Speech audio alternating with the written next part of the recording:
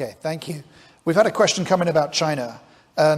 You've been critical of lockdowns in the past, particularly when it happened in the US. Shanghai is currently locked down. Most of the Western world is able to carry on functioning at the moment because of vaccines, but China is going towards a zero COVID approach. What do you make of the Chinese government's actions? Well, I've had some conversations with the Chinese government in recent days, and it's clear that the lockdowns are being lifted rapidly. So I would not expect this to be a significant issue in the coming weeks. In the past, where I was sort of upset with lockdowns is where those lockdowns differentially affected Tesla, but not others.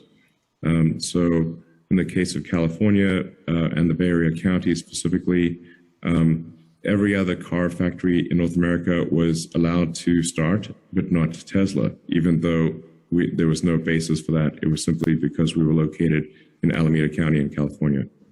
But they had no rational, it was arbitrary and unfair, and that's the reason for why we're quite upset about kind of Tesla being singled out as the only car company in America that wasn't allowed to start, even though I think our healthcare practices are probably better than anyone else. Thank you. We've had a question on software. At what point did you realize that software was going to be key to Tesla's success? And particularly as others are coming into software, how do you maintain leadership in it? Well, Tesla is, I think, as much a software company as it is a hardware company. I personally wrote software for 20 years. So I have great respect and admiration for software engineering. I think it's incredibly important. And I think that's why Tesla's been able to recruit some of the world's best software engineers, is because we value software engineering so highly and do not regard it as an afterthought. Our Autopilot full self-driving AI team is incredibly talented and some of the smartest software engineers in the world. And I do not give compliments lightly. So we have an incredible team. We have the best real-world AI team in the world, the best real-world AI team that on Earth. And we're seeing more and more incredibly talented people join our team. So, and we're really not seeing anyone else being close to solving real-world AI. They may exist, but if so, they're being very subtle about it.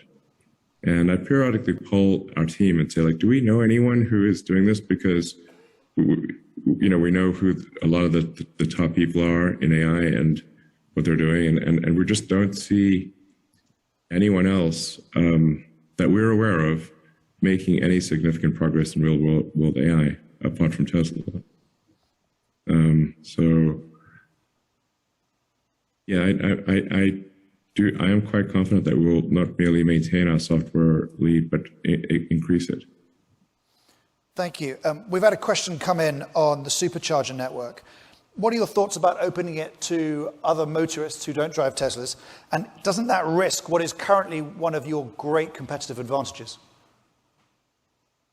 We've already opened Tesla superchargers to other electric cars in Europe, and we intend to roll that out worldwide. It's a little trickier in the US because we have a different connector than the rest of the industry. But we will be adding the rest of industry connectors as an option to superchargers in the US.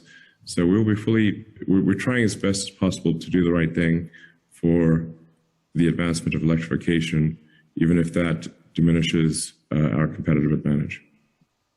Do you think you'll ever wrap all your various operations, Tesla, SpaceX, etc., under one umbrella group, or do you want to keep them separate for the time being?